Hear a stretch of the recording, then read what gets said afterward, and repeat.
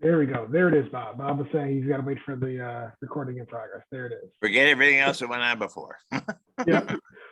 Well, welcome everyone to the Rotary Club of Flint. Today is February 18th, 2022.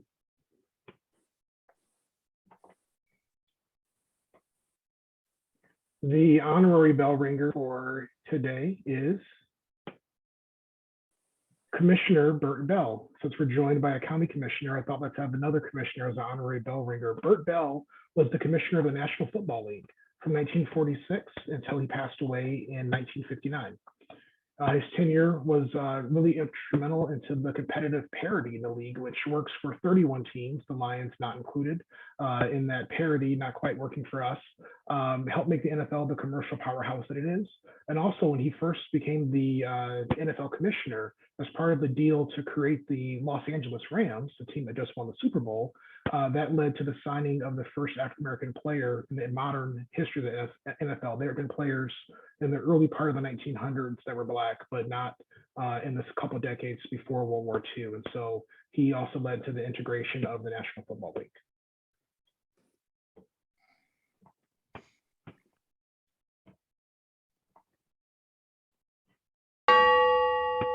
There we go. The virtual bell still works.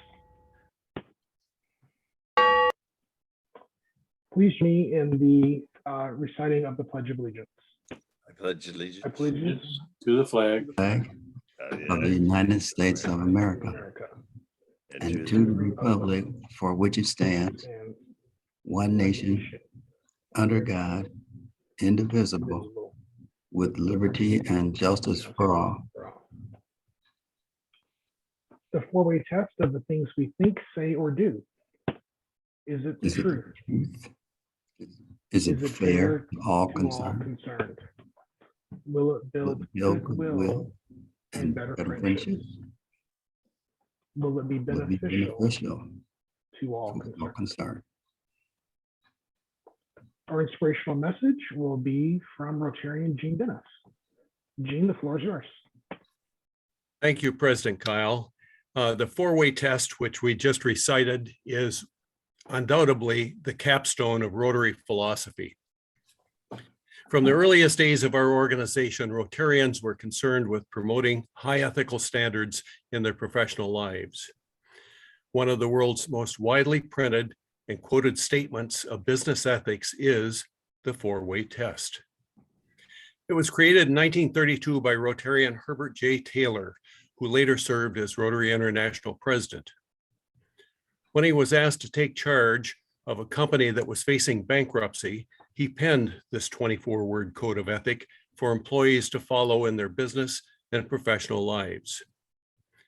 It became the guide for sales, production, advertising, and all relations with customers and dealers.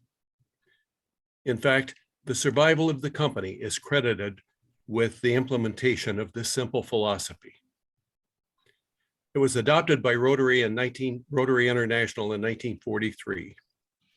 The four-way test has since been translated into more than 100 languages and is published in more than 1,000 ways. I believe that we can all agree that if everyone were to live by the four-way test, our world would be a much better place. I challenge you, Rotarians, to follow the four-way test in your daily life. Share it with your family, your friends, your peers. Through this simple act, you can make the world a better place. Thanks, everyone.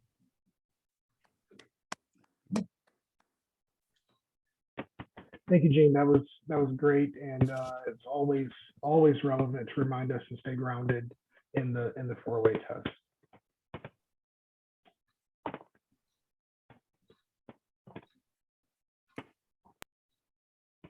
Wednesday morning, the people of Flint and Genesee County lost a public servant who had served our community for 4 decades, Woodrow Stanley.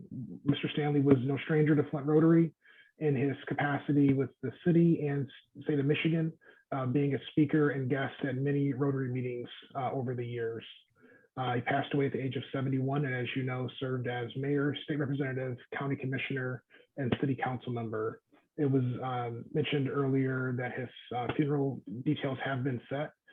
He will be funeralized on Wednesday of next week at 11 a.m. at Grace Emmanuel Baptist Church. If you're not familiar with Grace Emmanuel, it's on Lapeer Road. So if you come out of Rotary, turn right on Lapeer, keep driving past Stewart Highway.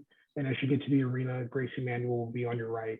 The funeral is Wednesday at 11 a.m. and he'll be lying in state at Moon Funeral Home on Tuesday from 1 to 7 with family present to receive, friends, and more details of the full obituary will be on Moon's website later, maybe this weekend or early next week.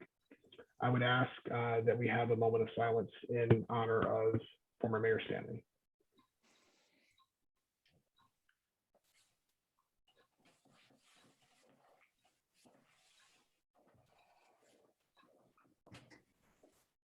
Thank you. And I ask that you please continue to keep Rita and their daughters and their families, Jasmine and Heather and their families and grandkids in your thoughts and prayers. Under club announcements, there's no good way to transition from Memorial, and so we're just going to keep moving on with our meeting. Under announcements, I do want to remind people, you may have heard, I think I announced it at the podium last week, we will conclude our governance month with our Congressman, Dan Kildee. He will be able to join us, is planning to do so in person. Also, he and his team will be doing a service project at the food bank immediately following our meeting. It's not a Rotary service project that the Congressman and his team are doing, but they wanted to extend an invitation to all Rotarians. So if you're able, interested in sticking around after the meeting and help with service at the food bank, I know that they would appreciate the extra hands. I would say if you are going to stay and volunteer, you may want to dress down a little bit or have a change of clothes. It may not be quite suit and tie. If you want to stay and volunteer, you may want to have something a little bit more comfortable to do that. And certainly, please do invite a guest to come with you. I will remind you that this is part of our governance month. This is not our congressional forum, which we will plan to have later in the fall, as we traditionally do. Under, oh, sorry, that was a service opportunity at the end of the thing. I mentioned that last, sorry. I see I put that on the agenda last. Are there any other announcements? We do have one special announcement I'm going to call up after we've welcomed our guests, but are there any other announcements before we go to health and welfare? Are there any guests to be welcomed? We do have a guest here with us today, Kenneth Frierson, who's my colleague at Ruth Mott Foundation. He's a fellow program officer. He's here to join us today as well. So welcome, Kenneth. Welcome, Kenneth. I don't think this is your first Rotary meeting. I think you've been a guest of Elizabeth before, but good to see you and good to have you with us today. Thank you. Thank you very much. No, I have come as a guest of Elizabeth a couple of times, actually for the last couple of weeks. So I'm excited to be back with you all today. Thank you. Thank you. Great. Any other guests? I will say I have Murphy joining me for a meeting, but he was a regular at Rotary there for a couple of years, and it's been a while since he's been in a meeting. So Murphy's glad to be back at Rotary as well. I want to now hand the virtual microphone over to Patrick Naswell. I mentioned in the weekly message, February is Career Technical Education Month in Michigan and around the country. And so I thought that was a great time to have Patrick come to the club and offer an update on what's happening at one of the true anchors of our CPE and educational broader community here in Flint, Mott Community College. So Patrick, the virtual floor is yours. Thank you very much, President Kyle, and thank you and good afternoon, fellow Rotarians. I am really happy to be here today to present a little bit of an update on what's happening at Mott Community College.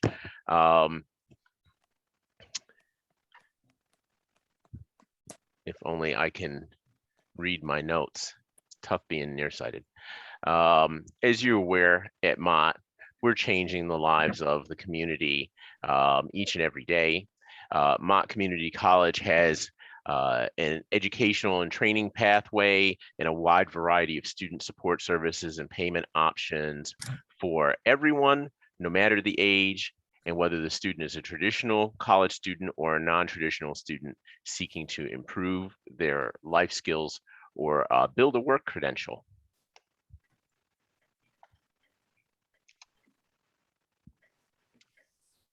As we approach our 100th year serving Flint, Genesee, and Lapeer counties in mid-Michigan, we invite you to take a look at our programs, our services, and our commitment to our communities. We take our role and responsibility as the community's college very seriously, with nearly 100 academic and non-credit degrees and certificates. We are accredited regionally by the Higher Learning Commission and have received the biannual honor from the Aspen Institute of being named one of the nation's top community colleges since 2011. We serve an extraordinarily diverse student body reflecting the diversity of the community. Like much of the world, the college has moved entirely online at one point in March of 2020 and is now in the process of working on a hybrid model similar to Rotarians and many organizations are doing in the community. When we moved to the virtual environment and in response to the COVID-19 pandemic, we really went above and beyond by donating to the community, by rallying together to provide supplies to local hospitals, for example. We even lent out our ventilators to the from our respiratory therapy program to the hospitals locally, and our employees rallied behind our community's first responders by raising funds to purchase lunches and dinners for nurses, doctors, etc. The college also supported our students, providing them with emergency financial aid, computer hardware, and internet access, and even took our Mott Eats food pantry mobile by delivering food to more than 200 individual students and their 300 family members from April to August of last year.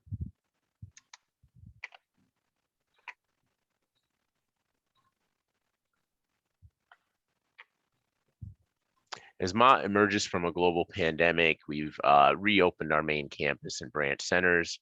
We're offering both online, in-person, and hybrid classes. Likewise, our faculty and staff are working from home at the college or some combination of both, like I am. When we are on campus, mask wearing and social distancing outside is optional unless the area is highly congested, but we are wearing masks indoors. We're really committed to re-entering and continuing to enter our in-person environments with the caution and care for students, employees, and visitors who come to our space.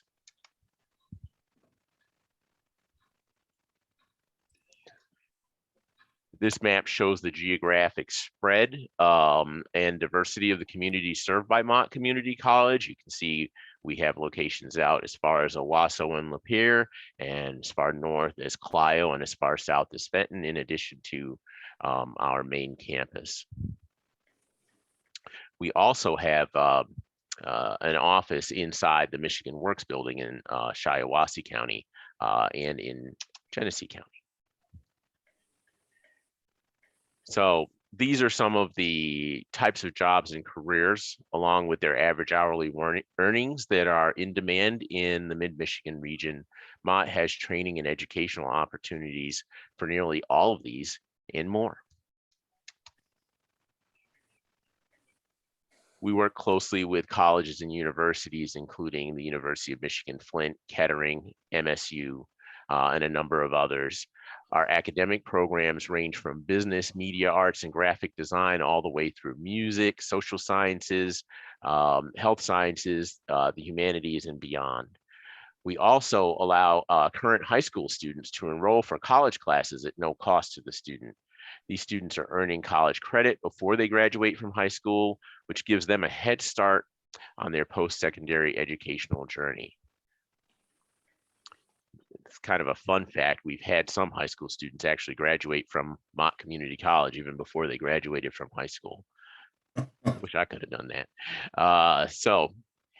In a new initiative called Commit to Flint, Mott and U of M Flint have co-designed and co-driven pathways to completion of both an associate's degree and a bachelor's degree in a variety of degree areas, including many in the humanities.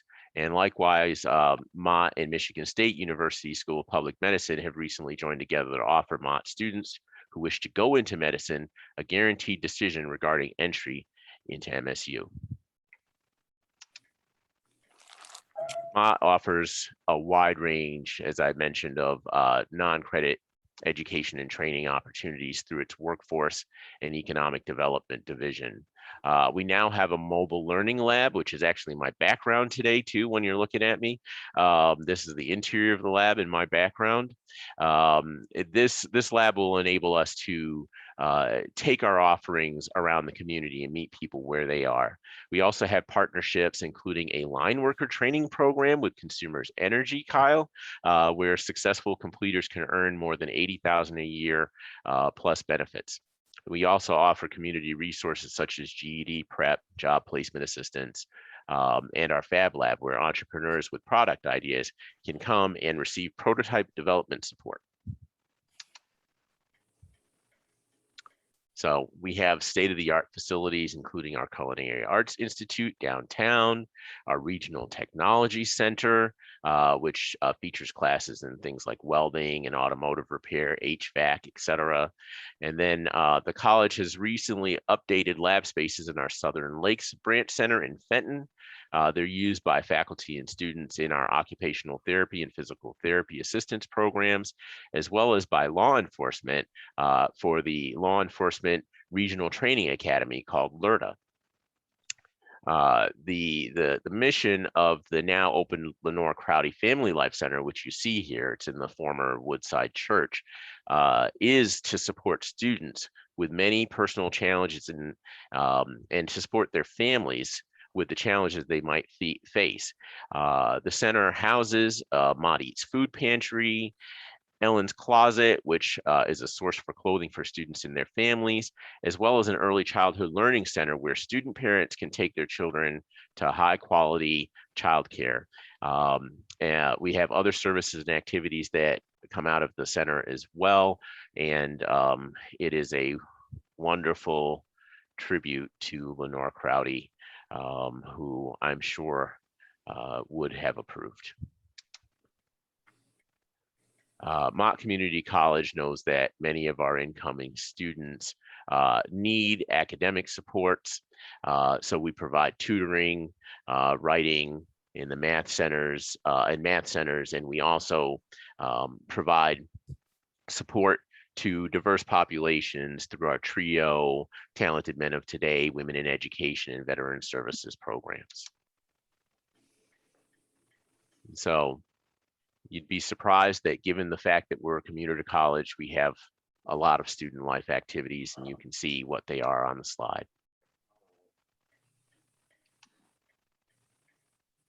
Athletics, men's basketball, #1 in the nation. And you'll note that by far and away, we're the best educational investment you can make towards your future. We have tuition support for those that need it. And we encourage enrollment. We encourage people to enroll. Obviously, I can be a contact, but we have that information here, and I can provide this slideshow to my fellow Rotarians.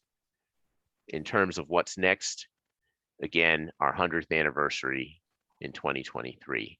We're going to usher in a second century of educational excellence and community service. And we want you to check out our homepage, ask me, ask Lynetta, what's happening, what are we going to be doing for our centennial.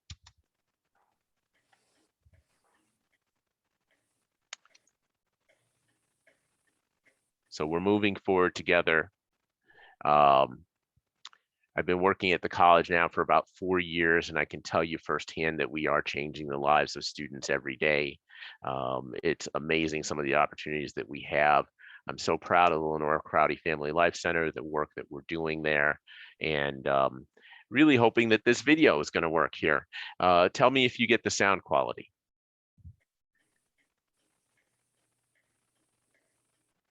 Can you hear it? No. So did you click the share sound box when you did the share screen? I tried. Let's see.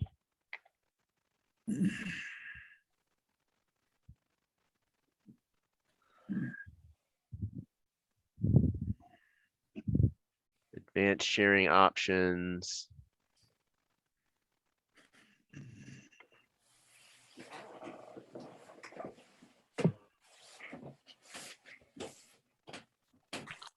Yeah, I Patrick, wasn't able to one way find that. might be to stop sharing your screen and then start again, and just to make sure that that share audio button is clicked when you're selecting which screen to share.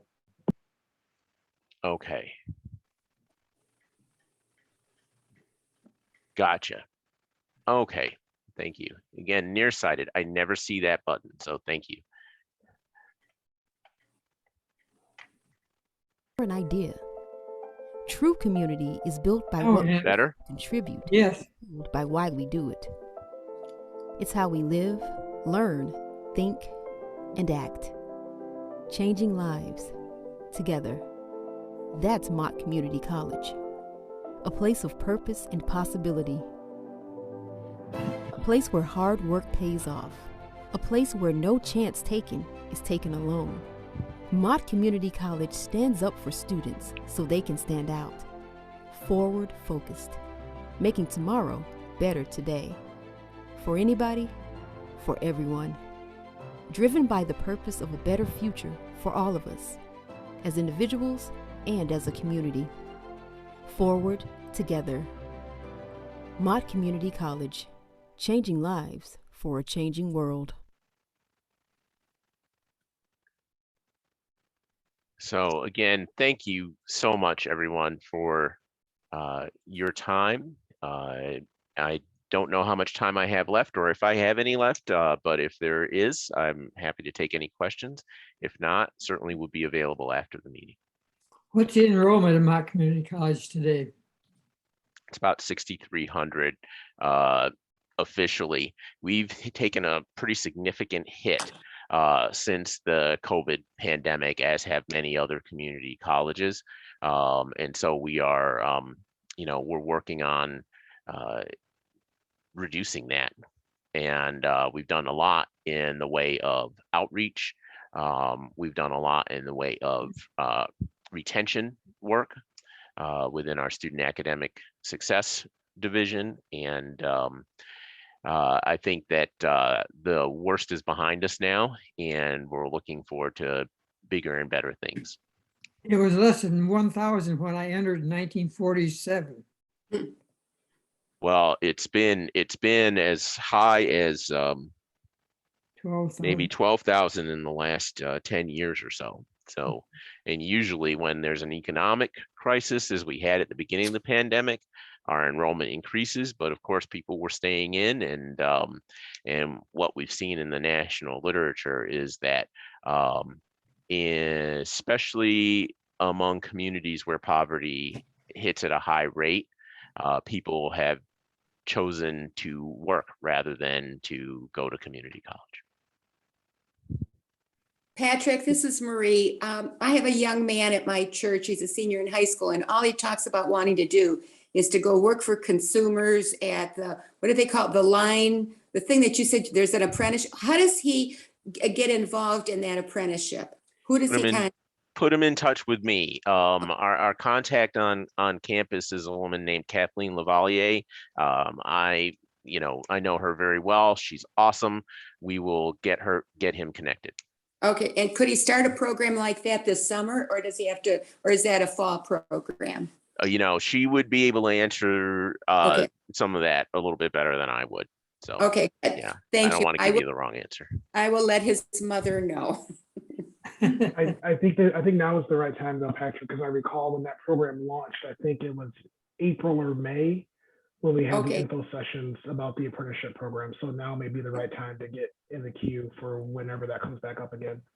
He's just an amazing kid, but that's all he talks about wanting to do. His mother's a teacher and she says, I don't know.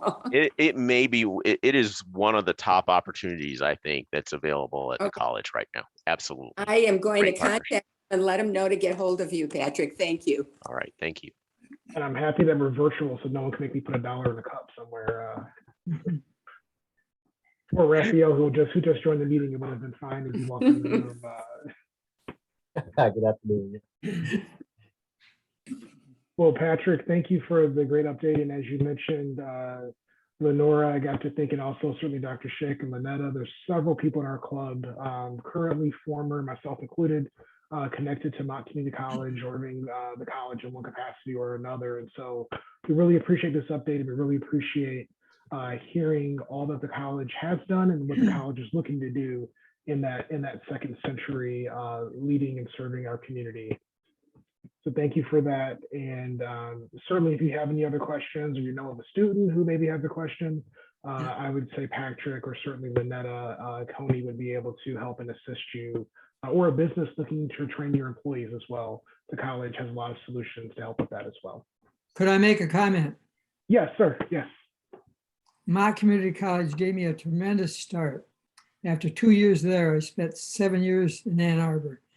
And the start and all the information I received and the training I received and the preparation was just excellent to go to the University of Michigan. Thank you so much. There are countless others. As we were at the Flint Institute of Arts, there's a exhibition on men of African-American men in the community. And as you walk, they have their bios in the second half of the exhibition, and more than half have a connection to Mott Community College, professionally or academically. So you think about what the college has done for so many people in our community, and certainly Dr. Schick, you're only one of countless number who has been impacted positively by Mott Community College. Yep. Very true. Well, I have the pleasure now of introducing our keynote speaker, who is, as people in politics are, I can see is on the phone, but hopefully can hear me about to introduce him. And if not, I'm going to fine him if he's not ready when I get introducing him. Dominique Clemens was elected to serve Genesee County Commission 4th District in 2020 to his first term, and was he was born and raised in Flint, Michigan. He attended Flint Southwestern High Schools, and I will say that he is a knight and not a colt or a jaguar, I think, knowing when he graduated. He also holds degrees in public policy from Michigan State University and a master's degree in political management from the George Washington University. Professionally, he currently serves as Director of Diversity and Staff Development for the Democratic Caucus of the Michigan House of Representatives. In this role, he leads training and development efforts for the Democratic staff of the House of Representatives with a focus on inclusion and equity. For years, he has worked to ensure residents across the state have access to essential services, that their voices are being heard. He's no stranger to politics locally or around the state, having served as treasurer or chair of a variety of organizations politically, and also having served as chief of staff to State Representative Alex Garza, who represents the Taylor area as well. He's also served as an assistant for the Michigan College Access Network, so a little bit of a tie there to Mott Community College, and also as a regional organizing director for a national to local campaign as well. And so now that he's ready, I was going to find you if you were still on the phone when I got done with your bio. I have the privilege of introducing someone who I've known for, I think now over a decade, and had the privilege of sponsoring as a member in our club, Flint Rotarian and the current chair of the Genesee County Board of Commissioners, Dominique Clemens. Dominique, the floor is yours. Thank you. And yes, I did sneak away for a second to take a phone call that was from our county prosecutor. I'm learning as chair of the board, there's never any real downtime. But thank you all for having me, and I'm excited to give an update on the county level. I do have a couple of slides, so I'm going to attempt to share my screen. I'm usually mess up at this, so I'm gonna, hopefully y'all can see the screen now. It should be our county logo. I am really honored to be serving as chair of the County Board of Commissioners. I know we mentioned earlier on but I do want to take a second to make a brief comment to celebrate the life and the legacy of Woodrow Stanley. Of course, most folks know him as the mayor of Flint and state representative, but he was a county commissioner. And in fact, he was the first African-American to chair the County Board of Commissioners. And there was not another person of color that chaired the Board of Commissioners until 2021 when I was elected as chair of the County Board. Also, myself being the youngest to ever chair our County Board of Commissioners. So I'm sure you all are probably aware of these faces. But this is our full Board of Commissioners for this 2-year cycle. Myself as chairperson and Commissioner Ellen Ellenberg as vice chair. Each commissioner is elected to serve on a 2-year term, and these are what the new district lines will be. So we're currently serving in the old district lines, but with the census came a redistricting, and this is the map that was the final map that has been approved and what our commissioners will be running in. So you see quite a bit of difference from what the former maps were. The city of Flint is split in between 3 districts, the 1st, the 2nd, and my district, the 4th district. And quite a lot of movement in our county with population loss in the city of Flint, but population gain in the south side of the county led to this new configuration of our map. When I became chair at the beginning of this year, one of the things that we did, and the first time that we have at least on record that we did this, is we set out a board retreat where all 9 commissioners, we came together, not to vote on any issues or set an agenda, but just to talk about who we were as people and what our personal values were, why we ran for county commission. And in that process, we came up with a set of 3 main priorities that are going to be our guiding light for this upcoming calendar year. And those 3 things are improving staff culture, really taking a look at the internal practices of our county and making sure that our staff feel valued and that they enjoy coming to work. And this is not just for their sake, but for the sake of the entire county. We know that if our county employees are feeling valued, they're going to put in better work and they're going to provide better service to our constituents and make Genesee County a better place to live. We really want our staff to take ownership and pride in this county, as well as improving the physical environments of the space that they work at, which we're going to talk a little bit on later. The second big thing is we wanted to have a bigger role in our community economic development impact throughout the county. And we know when we talk about economic development, really the 3 main pillars of that, working with businesses as well as municipalities for talent retention, getting folks to stay here and get credentials and skilled, but also to bring in new businesses, create new jobs here in Genesee County. And then the third leg of that, which I think oftentimes gets missed, is the placemaking side of things, making sure that Genesee County is a beautiful place where people want to live and raise a family. And then third and finally, the third of our 3 priorities is access and transparency. Building better relationships with our other governing units, be that the state level or municipalities, making sure that the public is aware of what we're doing, creating more awareness for the projects and the programs. We're doing things like bringing on a communications person. There's a hope in the next couple of months to help us with that. But also that access and transparency means holding each other, the Board of Commissioners, accountable, but also holding our co-elected officials accountable. And I'm sure several of you have seen some of the things that have been playing out in that light very recently. Two of the new things that we came up with when I first started as a commissioner last year, and I've been able to codify this year as chair, is a couple of different boards and committees, one being our youth commission. For the first time, we have created a youth commission. 1 student from each of our 9 county commission districts has been selected to be a youth commissioner. And in this program, they are participating through the entire academic year. So this started in October of 21 and will run through May of this year.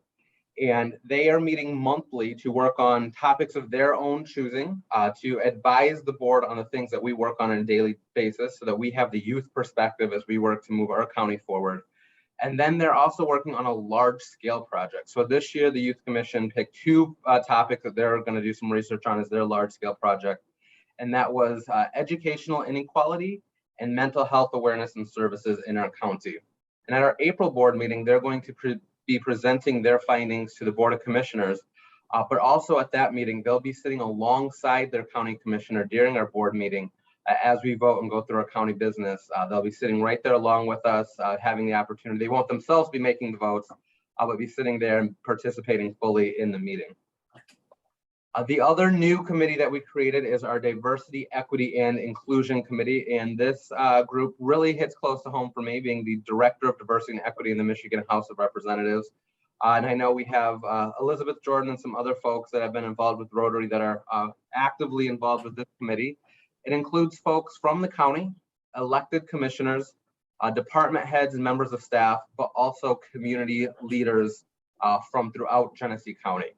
And really the goal on this is to not only make sure that Genesee County is a diverse and welcoming place, but a place that pushes and understands what equity and inclusion are. Diversity is the input, and inclusion, that is the output, and that's what takes a little bit more work, and that's why we have a committee focused on making ourselves an inclusive community. Next, I know this is the one that most people want to hear about, and it's the exciting piece of the last year is the new Genesee County building. I am really excited about this project. As a lot of you know, there has been conversations over the last 14 years about relocating the administration building for Genesee County. This is the mock-up of what the building that was purchased is going to look like when it is completed. We did buy the U of M Tower, which is right next to the Huntington Bank building, still downtown Flint. And that was a really important thing for me. We were having conversations about what we needed to do for our building needs. There were conversations about moving the county administration building outside of the city of Flint. I felt strongly that we needed to stay in the city of Flint, that the city of Flint is the geographic center of our county as well as the economic center of our county, and really wanted to make sure we continue to invest in the city, not pulling folks out, but actually doing more to bring people into the city. Some of the things about this building project that are really exciting is it solves a lot of problems and meets a lot of needs. So one of the biggest things about this is a great deal for the county, us as a governing entity. It is going to save us a significant amount of money over the next 20 years. It is a great deal for the county as an employer when we go back to talking about staff culture and having a nice place for staff to go to work at. Our current building is filled with asbestos. We have buildings throughout this county that all need improvements and innovations. Most things haven't been updated since the 70s. And there's a lot of issues and needed repairs. I'm going to talk about the cost in just a second. But also, this is going to have a huge impact for our residents. Instead of having to wonder if I need to conduct county business, do I go to the administration building?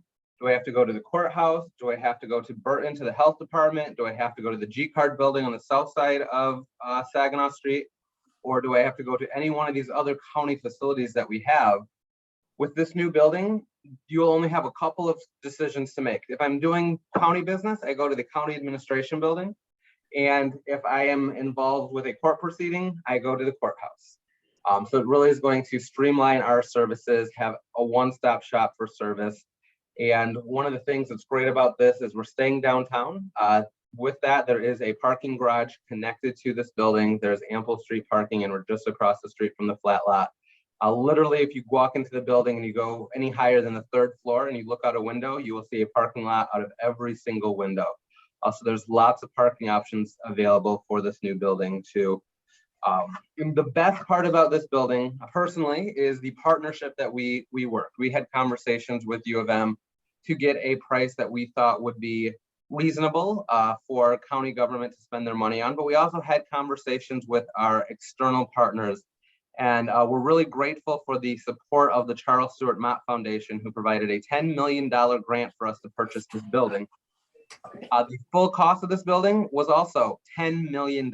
So essentially, this was a free purchase for the county. The cost that we have to incur is the cost for renovations, which is much better cost than what our other options were. One of the things that have been talked about for years is building a brand new facility. The first challenge with that is, where do we build the facility? Do we tear down our current building? And if so, where do we locate in the meantime? Or do we find brand new property? To build completely would cost around $90 million. 90 to 110 is what we had quoted over the last couple of years. There were some conversations of let's just fix the needed repairs we needed here. That's $45 million worth of repairs to our current building over the course of the next 5 years. And again, a big part of that cost is the asbestos abatement that would be needed for any type of project that we would do here at the main administration building, as well as some roofing needs in some of our other buildings.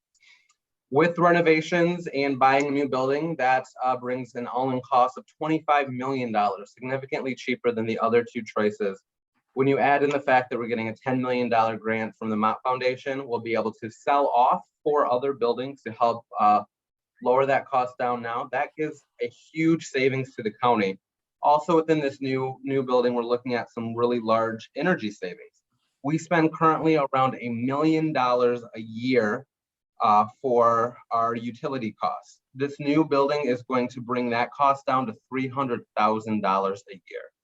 So these are the things that we're looking to do to save money for multiple reasons. We know that in county government as well as municipal government, the unfunded liability, the legacy costs are one of the biggest challenges. By lowering our utility costs annually, by going into a situation where we need to spend $25 million for a building rather than 45 or 90 million, means more money that we can make sure that we're holding our retirees whole. They signed a contract, they made a deal with the county that they put a career of service towards our county, and we as the county need to be holding true to our end of the bargain. And this is how we're going to go forth doing that. And then finally is ARPA. The big thing that we've all been talking about has been really exciting. We in Genesee County got $78 million to fund. And as a county board, we came up with 5 priority areas in how we are going to spend those dollars. First, and what makes most direct sense is, of course, health and wellness. Direct impact to the coronavirus pandemic, making sure that we are providing services for those that needed those, helping getting folks vaccinated, making sure that there are masks, making sure that our health department had the tools that they need for this pandemic, as well as the tools to be successful in any future large-scale medical events that might happen in our community. The second main category of that was adjudication of justice. The biggest part of that is because of COVID, we have a really large backlog of court cases in our judicial system, which has also helped us to notice, and some of you probably have noticed this long ago, but takes government a little bit of time to catch up, is the outdated software and IT infrastructure of our judicial system. And putting new programming in place, new software in place to allow us to be more efficient in our court system and to go through that backlog is going to be huge. This also allows us to add some additional staff into our court system to fight some of those needs. Lost revenue is the third category that we all voted on as a board to focus ARPA spending on. This is ways that some funding can go back into our general fund to fill the hole of lost tax capture that we've had from the pandemic, from folks that may not have been able to pay property taxes and just lost revenue in other ways from the state.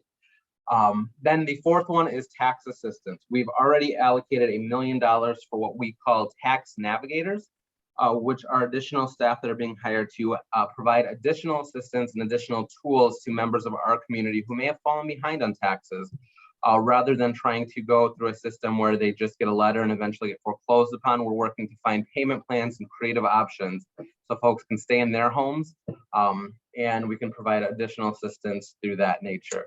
And then finally is capital projects, things like some of the renovations for the new building, renovations for our health department, but also what I really am excited about in this capital projects category is some innovative work we're doing with our local municipalities. Every municipality in Genesee County did receive some ARPA funding, but a lot of our municipalities only receive $1 million or $2 million. And that's a big chunk of change to do some projects, but we really want our communities to be doing those large scale transformational programs. So we're using these capital projects category to do partnerships with our local municipalities through a matching program where they use a part of their ARPA funding and then we can match them so that we can do some bigger scale projects, but also really encouraging multiple municipalities to collaborate together. The biggest example of that is in the south side of the county, where Grand Blanc Township, Mundy Township, and Fenton Township has joined forces with us in the county. And we're even having conversations with the state and the U.S. Army Corps of Engineers on a multi-million-dollar water project to insert water main lines in those 4 communities. Because we know on the south side of the county, as we're seeing in places throughout the state, our levels of arsenic in the groundwater are sometimes 2 and 3 times higher than what the federally accepted limit is. And with most of those communities only using wells in that groundwater, we need to provide the infrastructure that everyone in our community can have clean and safe drinking water. One of the things we're working on, and my hope is that we will also be able to partner with the city of Flint in the future to use some of these capital project fundings to help with the issue we have in Flint and throughout the county with blight, and helping clean up and do some demolitions of blight to make a more beautiful Genesee County, as I mentioned, which will help us in our economic development goals. So that is a really quick primer of some of the things that are happening here in Genesee County. We are a big county with a lot of different programs, so I know I probably didn't answer the questions that everybody had, so I'll turn it over to whatever questions you have. Well, thanks, Dominique, and thank you for a great presentation. Are there questions for Commissioner Clemens? I have a question in relation to the water supply. We had that massive project coming in from Lake Huron, and 3 counties were involved. My understanding that the first 2 counties are using that water supply totally. And in Genesee County, the city did not accept that water supply from Lake Huron, but most of the county, our Genesee County, does use that water supply. Is that correct? And if it is correct, is there any possibility that the city of Flint might eventually connect in with that water supply from Lake Huron, so all 3 of our counties are then no longer dependent on Detroit? Sure. So I am not positive on that. That is something I can look into and get back. I'm not sure what decision the city of Flint has made on that, but you are correct that most of the rest of the county is using that Lake Huron water, and part of using this south side water infrastructure project, creating a water main, will help Fenton and Monday be a part of that water line solution. But I will find out about the city of Flint for you, and I can get an answer hopefully by our next Rotary meeting. Thank you. Yeah, thank you. That's a great question. I think the city did sign a long-term contract with GLEWA, which is the new Detroit. They changed names, but maybe 3 or 4 years ago. Does that sound familiar to anyone else on the call? The city signed a long-term contract. Mm-hmm. Okay. We had to work to make sure it was fluoridated, the new water supply from Lake Huron, which it is. Kyle, I think there was a 20-year contract. Yeah. I thought it was 25, but it's a long time. Yeah. A great question. Any other questions for Dominic? Joe Fike. First of all, excellent presentation there, Dominic. I enjoyed it. The county building, do you have a timeline as to when you expect this to happen? I mean, is this a done deal now? I mean, this is moving forward. And do you think sometime during 2022 there will be action toward that? Yeah, that is a great question. It is a done deal. We have purchased the building. We have the keys. We are the sole owner of that tower. We actually, as I mentioned, had a board retreat, and we're doing some monthly board workshops out of that new building in the lobby space. We're actively using it. For a couple of more months, we'll be doing that. This spring, we'll actually be having the crews in there starting to do the interior demolition. We are right now engaging with an architecture firm that is working with each of our departments to dream and vision their needs. And that is one of the things that I find really exciting about this. Is you all know, it's not very often that units of government purchase buildings. So this is something that, you know, we have an opportunity here. This is going to be the county administration building for the next 50, 75 years. We want to do this right. We want to give departments the opportunity to dream and be innovative with their space and bringing government to the president, to this next generation. As far as timeline moving forward, like I said, this spring and summer, we're going to be in there starting the demolition process. I think even before then, our sign outside the building is going up, I believe in March or April. Our goal is that we have the building completely renovated and finished with bodies in there working by the end of first quarter 2023. So by spring of next year, our goal is that we are in there and operating a county from that new building. Beautiful. And a great comment in the chat from Ed Fletcher regarding the arsenic levels that you mentioned in Southern Genesee County and the effect that that has, particularly during a home sale. So, Yeah. any other questions for Commissioner Clemens? I just think it's a great plan. I'm excited for the county. Thank you. Yes, Kyle, I have a question. Jim Richardson. Yes. go ahead, Dominic, Jim. what's the plan for the existing buildings? Sure. So we are in active conversations with a lot of different entities. So the 4 existing buildings that we're looking to consolidate currently are the Burton Health Center on North Saginaw Street. South Saginaw Street. The main administration building across from City Hall. We have a building on Beach. Sorry, is that Beach Street? We have a building behind the McCree building that we do some court operations out of. And then the G Card building right there next to the Durant. We are in active conversations about selling all of those buildings. Of course, as we are making negotiations with folks, I can't necessarily disclose where all of those are going, but as of right now, we have interest in 3 out of 4 of those buildings. And 2 out of 4, they're offering us appraised value at. So these are properties that do still have some value. There are some organizations primarily that are looking at these to do some innovative things and bring some of their services closer to the city of Flint. Some of these could potentially be used for mixed use as well to promote our economy and as we go to that second main goal of economic development. Speaking of the old buildings, Commissioner Clemens, I recall from my youth in the ground floor, the main floor, there was one of the old school pop machines where the cup came down and then the crushed ice and then a Verner's. And that's one of my favorite memories of my childhood. I don't know if you can move that old style pop machine over to the new building, but I would appreciate it if you could maybe find it and make sure it moves over. I'm sure it's long gone. I remember it from the 80s, being at the county building. Maybe you can sell it to Kyle. History. Yeah. I love that focus on the community, Kyle. Hey, when I was 6 years old with that couple of ice burners and a host of apple pie, you couldn't tell me anything in the world, you know. So. Well, Commissioner, we appreciate having you join us today. And as you heard me mention, at many meetings, a contribution in your name has been made to Rotary International to support the eradication of polio. We certainly appreciate you joining us and hope to see you next week at our meeting as well as a member. So.